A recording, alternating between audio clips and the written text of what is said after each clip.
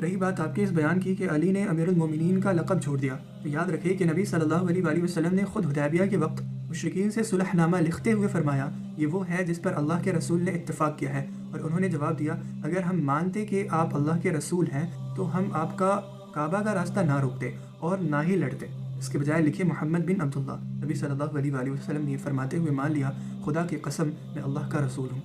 اس موقع پر عبداللہ ابن عباس نے ان ناراض لوگوں سے پوچھا کیا ہم اس پوائنٹ کو ختم کر چکے ہیں، اور ان کا جواب ایک بار پھر یہی تھا اللہم نعم، او اللہ ہاں۔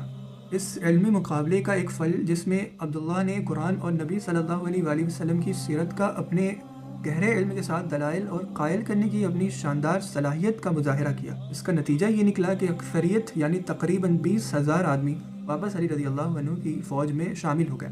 تاہم تقریباً 4,000 لوگ اپنی ضد پر قائم رہے۔ انہی لوگوں کو بعد میں خارجی کے نام سے جانا گیا۔ اس موقع پر اور دیگر موقعوں پر نیڈر عبداللہ نے یہ دکھایا کہ وہ جنگ کے مقابلے میں امن کو اور طاقت و تشدد کے مقابلے میں منطق یعنی لاجک کو ترجیح دیتے تھے، مگر وہ صرف اپنی بہادری، گہری سوچ اور وسیع علم کی وجہ سے ہی نہیں جانے جاتے تھے، وہ اپنی عظیم سخاوت اور مہمان نوازی کے لیے بھی مشہور تھے۔ ان کے زمانے کے کچھ لوگوں نے ان کے گھر کے بارے میں کہا ہم نے کوئی ایسا گھر نہیں دیکھا جہاں ابن عباس کے گھر سے زیادہ کھانا پینا، پھل یا علم موجود ہو۔ انہیں لوگوں کی سچی اور مسلسل فکر رہتی تھی، وہ نہایت پرخلوص اور پرواہ کرنے والے انسان تھے۔ انہوں نے ایک بار فرمایا تھا جب مجھے اللہ کی کتاب کی کسی آیت کی اہمیت کا احساس ہوتا ہے تو میری خواہش ہوتی ہے کہ کاش تمام لوگ وہ جان لیں جو میں جانتا ہوں۔ جب میں کسی مسلم حکمران کے بارے میں سنتا ہوں جو انصاف اور برابری سے حکومت کرتا ہے تو مجھے اس کی وجہ سے خوشی ہوتی ہے اور میں اس کے لیے دعا کرتا ہوں۔ جب میں اس بارش کے بارے میں سنتا ہوں جو مسلمانوں کی زمین پر برستی ہے تو وہ مجھے خوشی سے بھر دیتی ہے۔